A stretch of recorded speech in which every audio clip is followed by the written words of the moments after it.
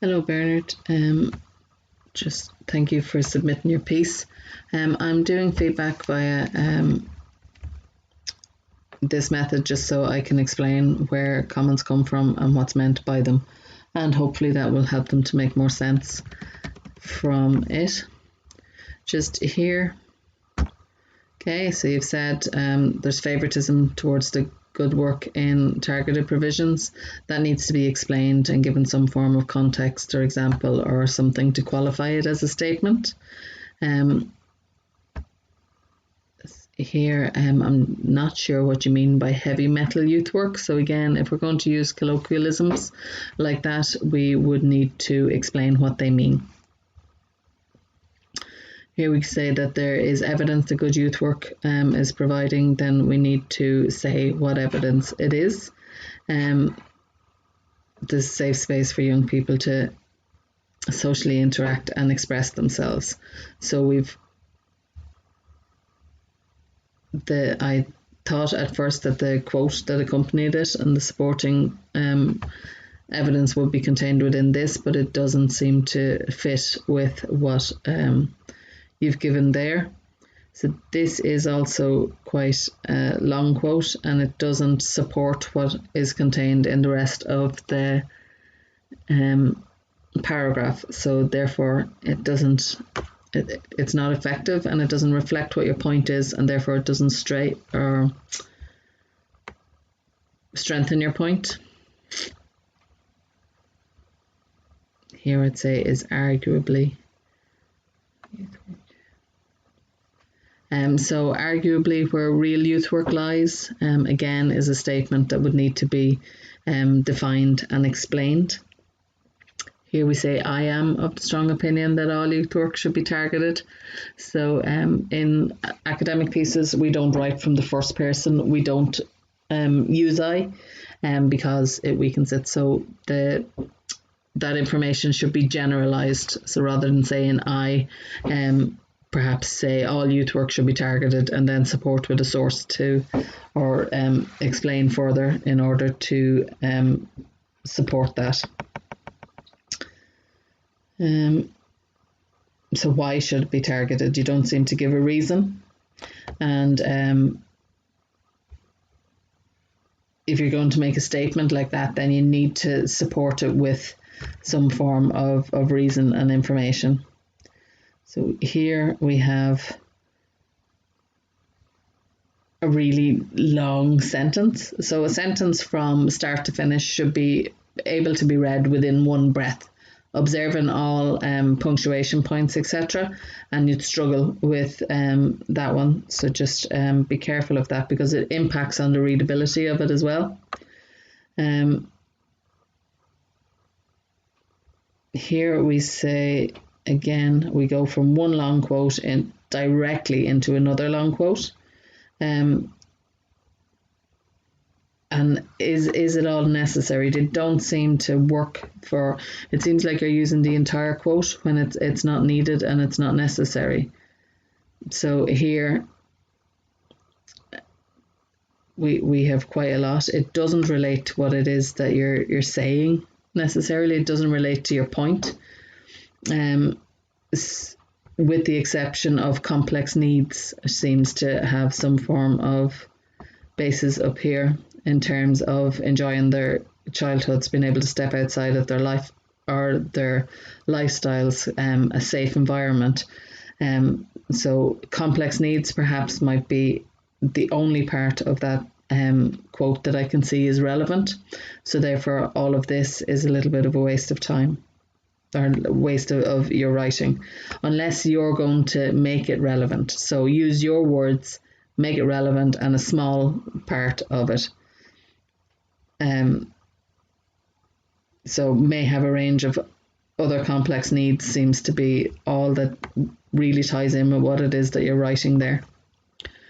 Here we have another long quote. In fact, there's a series of long quotes throughout the piece, Bernard. There's 1,000 words of this just over 2,000 word essay are quotes, are all just quotes and lots of quotes put together. See the way there's very little of your writing in between them doesn't make your argument for you. In fact, it confuses the argument that you're making. So just use paraphrase where you can, because that allows you to keep your voice in the writing of the piece. And where you need to use direct quotes, or where a direct quote really says what you need it to say, that's great, but they should be short. They should be like less than a sentence, not long like that. So paraphrase, keep your point and intention, because when we use a quote that size, it's not written for this purpose, so therefore it can't all be applicable to the purpose we need it to be. So just pick out the bits that say what we need them to say. Here, I don't know why we have the name of the report in inverted commas, and the citation should be in brackets Scanlon et al. Rather than naming all of them, and the year, which I believe is 2011.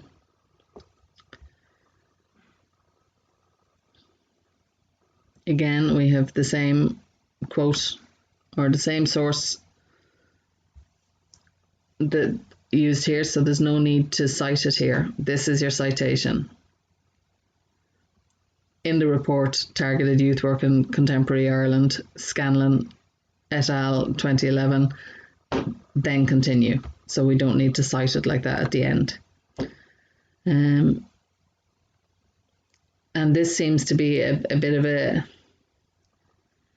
this whole paragraph flip-flops from one side of the argument to the other. So here we believe that all youth work should be targeted. And then here we're saying that youth work adds to the lives, which is all youth work, help build confidence, blah, blah, blah. And participants in various interventions. Targeting is necessary to reach the most disadvantaged in society. So here it's reaching just the most disadvantaged. Up above, all youth work should be targeted. You know, just pick a side and it'll help you build your arguments a little bit better, or a little bit more effectively. Here, in terms of obviously a form of open access being a form of babysitting, like really, if you're going to make statements and points like that, then you need to give evidence and you need to support them with context, put them in context in some way. So qualify this by explaining it. Here we have a repetition of safe space and safe space within the same sentence. Just try and use different words. Here we have the beginning of a quote, but we have no end to it. So just remember your quotation marks at the end. And the quotation isn't necessarily made fully relevant. And that tends to happen when, as you've done in a lot of places, you put the quote at the end of a paragraph. So the paragraph before, you would assume, introduces the quote. It doesn't always in these cases, but it should introduce the quote. Then your quote supports what you're saying, and then you exit out of that by a couple of sentences to embed the relevance of what that quote was. So your quote should very rarely appear at the end of a paragraph, because a paragraph is a closing of one idea and an opening of another. So therefore a quote interrupts the link between those thoughts. In saying that, this is a continuation of the same paragraph, so I don't know why there's a paragraph break there. So we're talking about the same point still. Paragraphs are to contain the same points in the same information.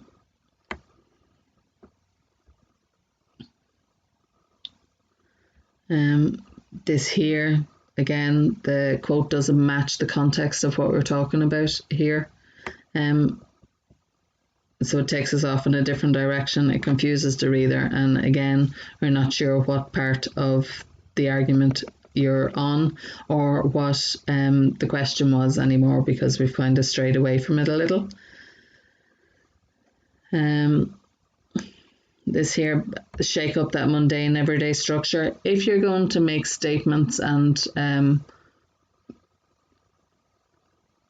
if you're going to state your opinion in such a way, and there's no there's not a problem with doing that, but we don't present it as a fait accompli. We need to strengthen it with examples and supporting sources. So if that's your opinion and if you think that's what it is, then show us why. Explain to the reader why that's important. Again, the quote here isn't relevant, so we're talking about the mundane structure, and then we move to government and funding agencies, private philanthropists. So it doesn't strengthen this, which is what the quote is supposed to do. Again, it's at the end of a sentence, so perhaps a sentence after that might have helped it to fit in a little bit better.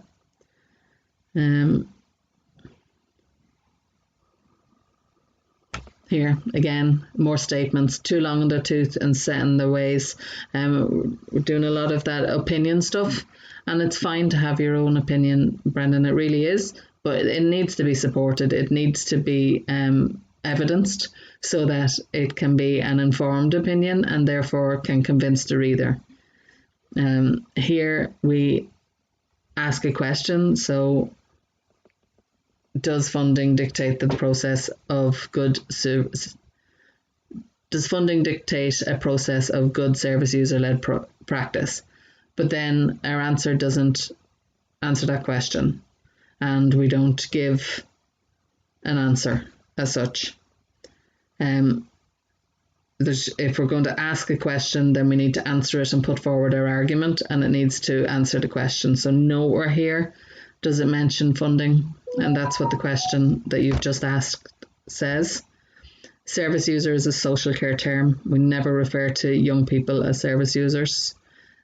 So just be careful of that. I think that perhaps you might work within the service care or social care industry, because you mentioned care plans later on. Again, they don't exist within youth work. Here, just we have a number of empowerment of young people, equality and inclusion, decision making, respect for each young person individually, partnership and voluntary participation, and they're all in inverted commas, and I've no idea why. So are they direct quotes, in which case they should have a citation, or are they, because they're common phrases, so therefore they don't need a citation, they don't need to be referenced. Are the commas for emphasis? Are we trying to make them stand out a little? In which case, commas aren't a good idea because of their other use within academic writing, so perhaps use something else. IBID is from Chicago style of referencing, not Harvard, which is what's used within the institute. Again, we're asking a question here. So if the service doesn't benefit the participants, and if the workforce has gone stale and stuck in their comfortable positions, and then you don't finish it, you will move on to a sentence and a statement. So if we're asking a question, if we pose a question, then we need to make sure that we're following it through and that we're providing the answer or attempting to provide an answer. This needs explanation, where as long as there are bodies in the seats, then there's obviously something seriously wrong with the organisation. So I think it might be a continuation of this. But it's not phrased as such, and it just get lost a little.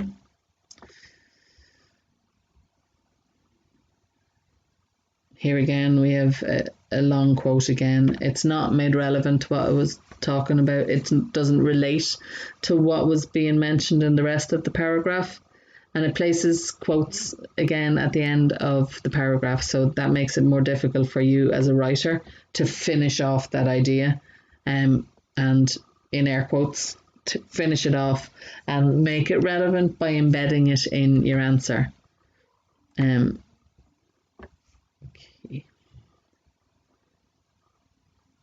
So here you mention about targeted groups and finding solutions. Does that only apply to targeted groups, or is it something that applies to all of youth work? Youth work's purpose, but we've attributed it to targeted groups.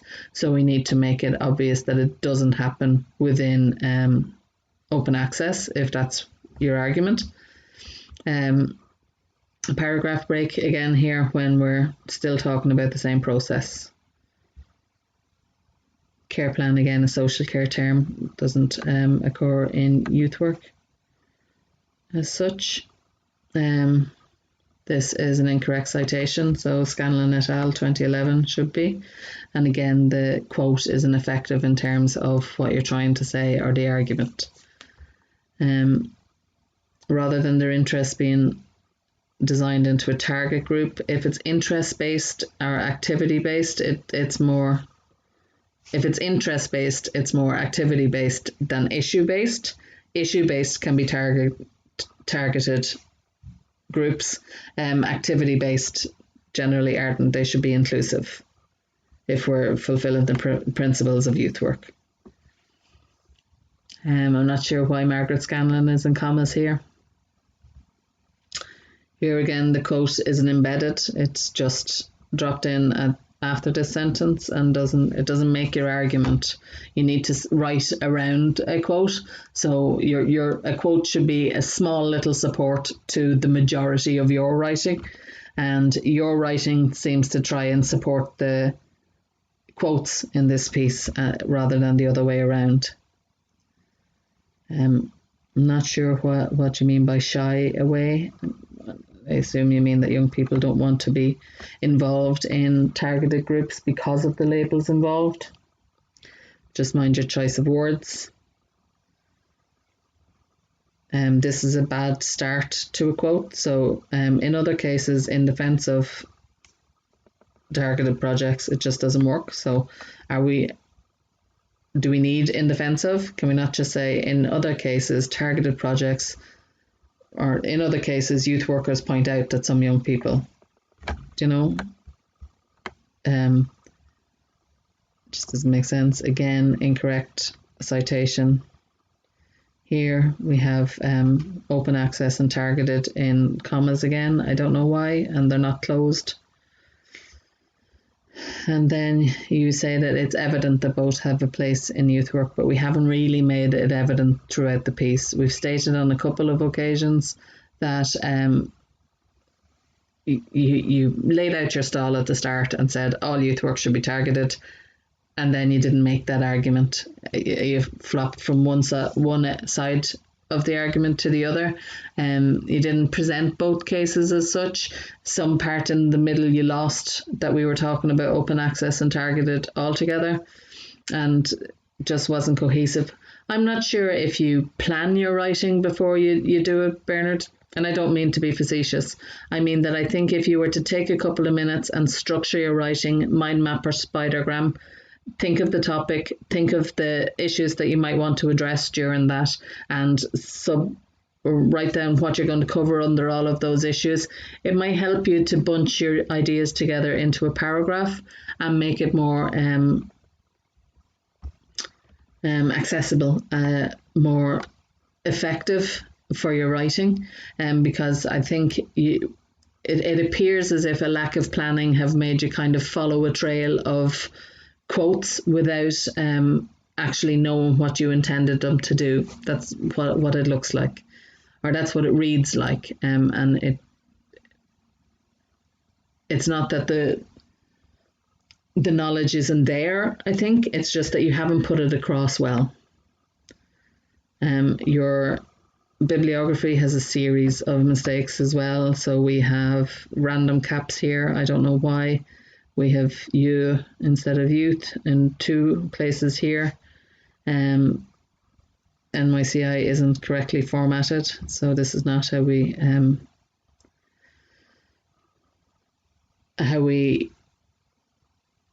present a website. Scanlon is again wrong formatting. It should be surname first, then first name. Not even sure where F&P came from. And in your piece you cite 4 other writers for this particular piece of work, so just it's either written by all of them or not. I don't know why they were mentioned above then. And it's just a little bit of tidying up, Bernard, and a little bit of planning.